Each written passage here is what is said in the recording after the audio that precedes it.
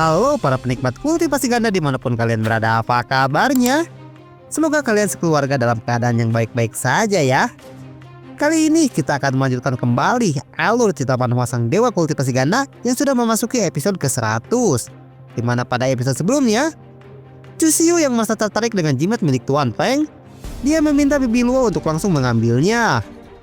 Tapi Bibi Luo menolak permintaan itu karena akan mengungkapkan persembunyian mereka, yang membuat Chusyu merajuk dan bersandar ke tubuh Bibi Luo. Lalu Bibi Luo merasakan hawa keberadaan Kaisar Semu yang mendekat, tapi auranya terasa samar, yang menandakan kalau itu hanyalah sisa-sisa jiwanya saja. Bibi Luo pun mendiskusikannya dengan Luo Qingying di alam bawah sadarnya tentang siapakah kira-kira identitas dari Kaisar Semu tersebut.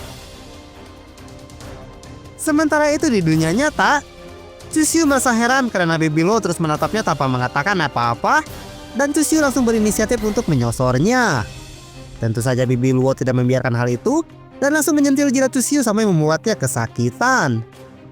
Lalu Bibi Luo menggunakan cermin spiritual miliknya untuk melihat pergerakan orang yang mereka kira adalah Kaisar Semu itu, tapi ternyata yang datang ke sana adalah Ming Yaoji. Chusyu pun berkata kepada Bibi Luo kalau dia pernah bertarung dengannya dan mereka pun berniat untuk menangkap Ming Yaoji. Sementara itu, kedatangan Ming Yaoji ke sana untuk menyelamatkan Liu Hongyi karena dia juga tertarik dengan rahasia yang dimilikinya. Lalu keluar sosok pria tua yang misterius yang mengatakan kalau penjara tempat dikurungnya Liu Hongyi memiliki segel pelindung yang sangat kuat. Tak lama kemudian, Bibi Luo datang ke hadapan mereka sambil membawa Chusyu yang kembali menyamar menjadi Tusan Nongyu, dan tentu saja hal itu membuat Ming Yaoji serta pria tua misterius itu sangat ketakutan. Karena yang muncul di hadapan mereka itu adalah seorang Kaisar Semu. Lalu Ming Yaoji dibawa ke ruangan bawah tanah penginapan Tusan Shijan yang merupakan ruangan khusus untuk menyiksa dan menginterogasi para tahanan. Di dalam sana Bibi Luo mengeluarkan kopas arai miliknya dan menyuruh Ming Yaoji yang terus menanyakan alasan kenapa dia ditangkap itu untuk diam, serta menyuruh monster tua yang ada di dalam dirinya untuk berbicara kepada Bibi Luo. Yang membuat wajah Ming Yaoji langsung panik karena ternyata Bibi Luo mengetahui rahasia miliknya. Siapakah sosok misterius yang bersemayam di dalam tubuh Ming Yaoji? Tanpa banyak berbasa-basi lagi, kita langsung saja menuju ke pembahasannya. Cerita berlanjut. Energi spiritual aneh dari mata Dajjal Ming Yaoji langsung berubah menjadi mata monster yang terlihat mengerikan, dan hal itu membuat Ming Yaoji merasa sangat kesakitan saat mata tersebut keluar dari jidatnya. Mata Dajjal itu bilang, "Hai sesama penganut Dao, kau memiliki indera pendeteksi yang sangat baik. Sepertinya kau langsung menemukan keberadaan kami setelah kami memasuki kota ini." Chusyu pun langsung bersembunyi di balik Bibi Luo setelah mata Dajjal itu menampakkan dirinya. Bibi Luo bilang, "Kita lewati saja basa-basinya, katakan kepadaku siapa kau sebenarnya." Lalu berkata di dalam hatinya, "Tadinya aku berpikir kalau ada sisa-sisa jiwa Kaisar Semu di tubuh Ming Yaoji, tapi sepertinya sekarang bukan itu masalahnya." Tapi si mata Dajjal malah menjawab pertanyaan dari Bibi Luo secara ambigu. Dia bilang, "Jika aku mengatakan kalau aku sendiri tidak tahu sosok apa aku ini, apakah kau akan mempercayainya?" Bibi Luo hanya diam saja mendengar jawaban tidak jelas dari si mata Dajjal. Sementara Chusyu, dia malah tersenyum dan berkata, "Cih, kau pikir kami akan menerima begitu saja jawaban darimu itu? Sepertinya kau belum menyadari posisimu saat ini." Sambil tetap berlindung di belakang Bibi Luo, Chusyu kembali berkata, "Kau bahkan tidak ingat siapa dirimu yang sebenarnya. Kau benar-benar makhluk yang tidak berguna. Kau pasti sudah tahu apa yang sedang dipegang oleh Bibi Luo ini. Bibi Luo menggunakannya untuk menarikmu keluar dan menyegel kemampuanmu agar kau tidak menimbulkan masalah yang lainnya. Tapi dia juga bisa menggunakannya untuk langsung melenyapkanmu." Mendengar ancaman dari Chusyu, si mata Dajjal langsung ketakutan. Dia bilang, "Tunggu dulu sebentar, kau tidak perlu terburu-buru seperti itu. Kita bisa membicarakannya secara baik-baik." Chusyu kembali bertanya, "Sepertinya kau sudah mengingat sesuatu. Cepat katakan kepadaku apa yang kau ingat itu." Sementara Ming Yaoji, dia terlihat cukup ketakutan karena sifat kejam yang ditunjukkan oleh Chusyu. Si mata Dajjal pun kembali berkata, "Bukannya aku tidak mau menjawab pertanyaan dari kalian, karena terjadi masalah terhadap ingatanku ini, sehingga aku hanya bisa samar-samar mengingatnya. Yang aku ingat aku berasal dari benua yang disebut dengan Hongguan. Wilayah di sana sangatlah luas dan tidak terbatas. Tidak ada seorang pun yang tahu seberapa luas benua itu, dan hanya itu saja yang bisa aku ingat sekarang ini." Mendengar jawaban dari si mata Dajjal, Bibi Luo pun menggunakan teknik telepati untuk berbicara kepada Chusyu. Dia bilang, benua besar yang dia sebutkan itu, apakah itu sama dengan benua di dunia lain yang kau bilang sebelumnya kepadaku? Chusyu menjawab, mungkin itu berbeda, karena bintang kuno Taichi adalah alam yang diciptakan oleh manusia, sehingga ukuran wilayah di sana tidak bisa disebut dengan sebutan luas wilayah. Chusyu kembali berkata, bintang kuno Taichi adalah kumpulan ruang dalam jumlah yang banyak, jadi pasti itu bukan yang dimaksud sebagai benua Honghuang olehnya. Bibi Luo pun berkata di dalam hatinya, jika tempat itu bukanlah tempat prasejarah yang dikatakan oleh Chusyu, lalu tempat seperti apa itu sebenarnya? Chusyu pun kembali mengajukan pertanyaan kepada si mata Dajjal. Dia bilang, apakah ada Dewi Nua di tempat yang kau sebutkan tadi itu? Si mata Dajjal menjawab, aku tidak tahu. Chusyu kembali bertanya, bagaimana dengan 3 dewa utama dan juga dewa-dewi yang lainnya? Meskipun Chusyu terus-menerus menyebutkan nama dewa dan dewi yang berasal di dunianya saat ini, tapi si mata Dajjal hanya menjawab semua pertanyaan dari Chusyu dengan jawaban yang sama, yaitu dia tidak mengetahuinya. Lalu Chusyu mengucapkan satu nama yang mungkin saja diketahui oleh si mata Dajjal. Dia bilang, bagaimana dengan Dong Huang Tai? Apakah kau mengetahuinya? Si mata Dajjal langsung teringat sesuatu. Dia bilang, Dong Huang Tai? Dong Huang? Oh, apakah yang kau maksud itu adalah yang mulia Dong Huang?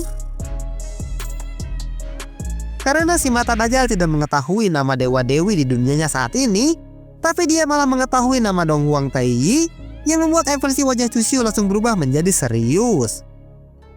Lalu Chusyu membayangkan saat dirinya masih berada di bumi dan berkata di dalam hatinya, saat aku masih berada di duniaku yang sebelumnya, aku pernah membaca beberapa buku tentang cerita mitologi dan juga legenda. Chusyu pun membayangkan salah satu makhluk mitologi yang bernama Dong Huang Tai dan kembali berkata di dalam hatinya, legenda mengatakan kalau Dong Huang Tai adalah makhluk tak tertandingi yang lahir dari bintang matahari yang bertanggung jawab atas harta bawaan Bel kehancuran. Bersama saudaranya Di Jun, dia mendirikan klan demon dan mendominasi surga pada zaman kuno. Lalu Chusyu mengambil satu kesimpulan dan kembali berkata di dalam hatinya, mungkinkah di dunia ini ada benua yang bernama Dong Huang dan benua itu dipimpin oleh Dong Huang Tai? Karena melihat Chusyu yang berpikir cukup lama, Bibi Luo kembali menggunakan teknik telepati untuk berbicara kepadanya. Siapa sosok yang bernama Dong Huang Tai ini? Mengapa si mata Dajjal langsung bersemangat saat mendengar namanya? Chusyu menjawab, baiklah, aku akan menjelaskannya secara rinci kepadamu. Singkat cerita, setelah Chusyu menjelaskannya tentang siapa sosok Dong Huang Tai kepada Bibi Luo, dia kembali mengajukan pertanyaan kepada Ming Yaoji. Katakan kepadaku, seberapa banyak yang kau tahu tentang Dong Huang Tai ini? Ming Yaoji menjawab, aku tidak tahu sama sekali tentang siapa dia sebenarnya. Karena si mata Dajjal terus mengatakan tidak tahu dan tidak ingat dengan apa yang ditanyakan oleh Chusyu, begitu juga dengan Ming Yaoji, Chusyu pun mengubah topik pembicaraan dan mengajukan pertanyaan yang berbeda kepada mereka berdua. Baiklah, sekarang katakan kepadaku, apa tujuan kalian datang ke kota Tianyao ini? Si mata Dajjal langsung menjawab pertanyaan dari Chusyu itu. Dia bilang, anak ini ingin mengunjungi penguasa kota Tianyao Tuan Xiao, jadi tentu saja aku juga ikut bersamanya. Ming Yaoji menambahkan, itu benar, kami datang ke sini untuk mengunjunginya. Rekan Dao, tolong lepaskan kami. Tentu saja Chusyu tidak akan mempercayai alasan yang sangat biasa seperti itu dan langsung mencengkram wajah Ming Yaoji. Dengan senyuman jahat di wajahnya, Chusyu bilang, kau tidak mengatakan yang sejujurnya kepadaku. Tampaknya jika aku tidak bertanya dengan serius, kau tidak akan menjawabnya dengan jujur. Lalu Chusyu mengancam Ming Yaoji dan berkata kepada Bibi Luo, Bibi Luo, tolong cungkil mata Dajjal ini. Aku merasa tanganku agak pegal karena terlalu banyak menulis buku akhir-akhir ini, jadi aku tidak punya cukup tenaga untuk melakukannya. Lagi pula mata Dajjal ini terlihat sangat berguna jika digunakan untuk membaca. Meskipun Chusyu meminta hal ekstrim kepada Bibi Luo, tapi wajah Bibi Luo tetap dingin tanpa ekspresi sama sekali.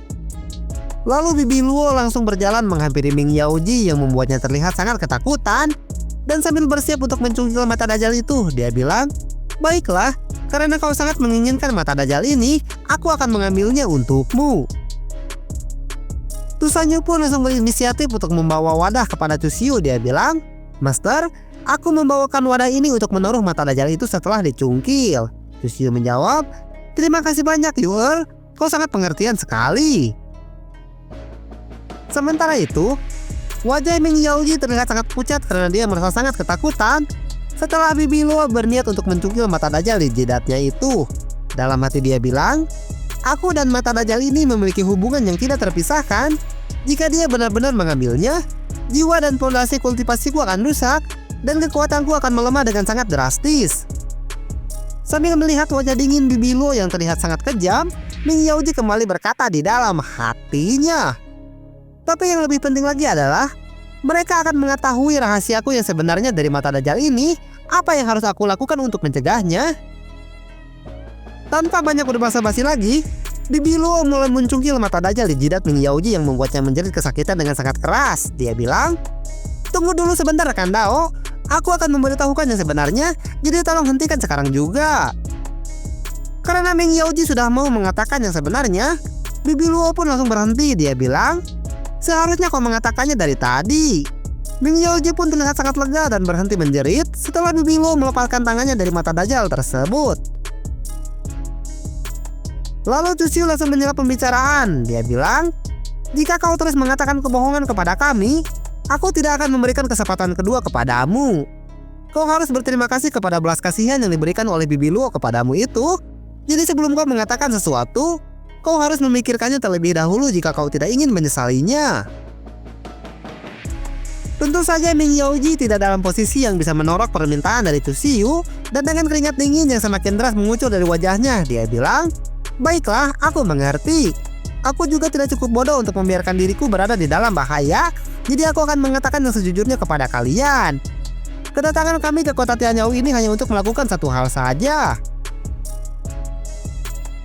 Ming Yaoji pun melanjutkan perkataannya, "Sesuatu yang sedang kami cari sekarang telah berada di tangan Liu Hongyi dan yang lainnya. Jadi kami datang ke sini untuk membebaskan Liu Hongyi lalu membawanya pergi dari tempat ini." Chushyu kembali bertanya, "Katakan kepadaku secara detail apa yang sedang kau cari itu dan apa fungsinya. Lalu bagaimana cara kau bisa mengetahui tentang hal itu?" Karena jawaban pertanyaan itu sangatlah rahasia, si mata Dajjal langsung mengambil alih untuk menjawab pertanyaan dari Chushyu. Dia bilang, "Kami akan memberitahukannya secara detail tentang semua itu. Tapi kau harus berjanji satu hal kepada kami, yaitu kau harus membiarkan kami pergi dari sini setelah mengatakan semuanya."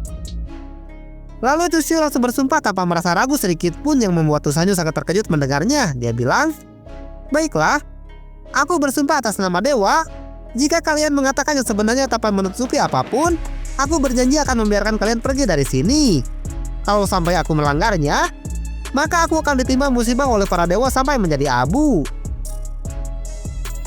Setelah mengucapkan sumpahnya, Chushyu berkata kepada mereka berdua, "Aku telah mengucapkan sumpahku dengan sangat tulus. Apakah itu sudah cukup bagi kalian? Jika kalian menginginkan jenis sumpah yang lainnya, katakan saja kepadaku dan aku akan melakukannya." Melihat Ming Yaoji dan si mata Dajjal yang mempercayai perkataan dari Chushyu, Tusanyu tidak kuat menahan tawanya. Dalam hati dia bilang, "Dasar para makhluk bodoh, masterku itu tidak dikekang oleh hukum surgawi, jadi dia tidak akan takut oleh para dewa yang berniat menghukumnya. Aku tidak sabar ingin melihat ekspresi wajah kalian saat kalian mengetahui semuanya." Si mata Dajjal yang tidak mengetahui seberapa liciknya Chushyu langsung mempercayai perkataannya. Dia bilang, "Baiklah, itu sudah cukup.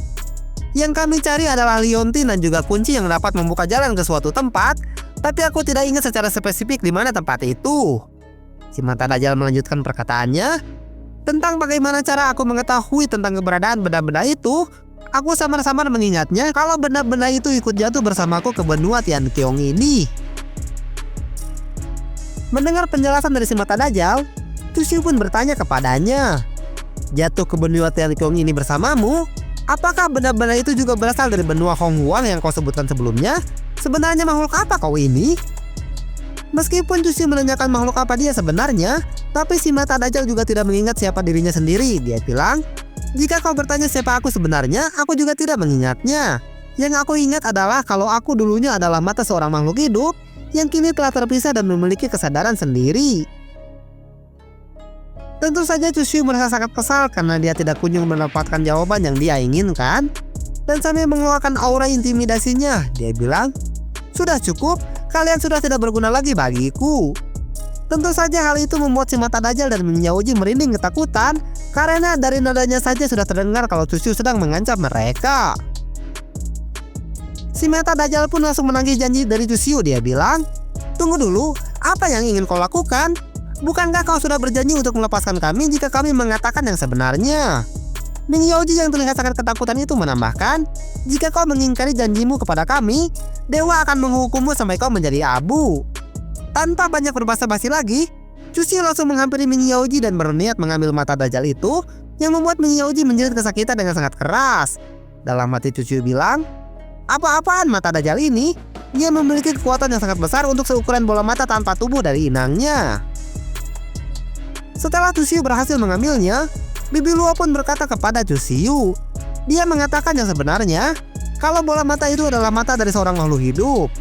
Aku tidak tahu bagaimana caranya dia bisa sampai ke sini dan mempunyai kesadaran sendiri. Sementara Ming Yaoji, dia terlihat tidak bergerak lagi setelah mata Dajjal itu diambil dari jidatnya. Lalu Chusyu langsung mencoba menyerap mata Dajjal tersebut sehingga terlihat energi spiritual yang meluap-luap di tubuhnya. Dia bilang, energi spiritual dari mata Dajjal ini hampir setara dengan seorang kaisar semu, benar-benar sangat luar biasa. Aku jadi merasa penasaran seberapa kuat kekuatan yang dimiliki olehnya. Setelah berhasil menyerap seluruh energi spiritual mata Dajjal tersebut, terlihat bola mata Chusyu menjadi berapi-api. Dan dengan senyuman jahat di wajahnya, dia bilang, "Sempurna, aku telah berhasil menyerap sepenuhnya energi spiritual yang dimilikinya. Aku sudah tidak sabar untuk mencoba kekuatan baruku ini di episode selanjutnya."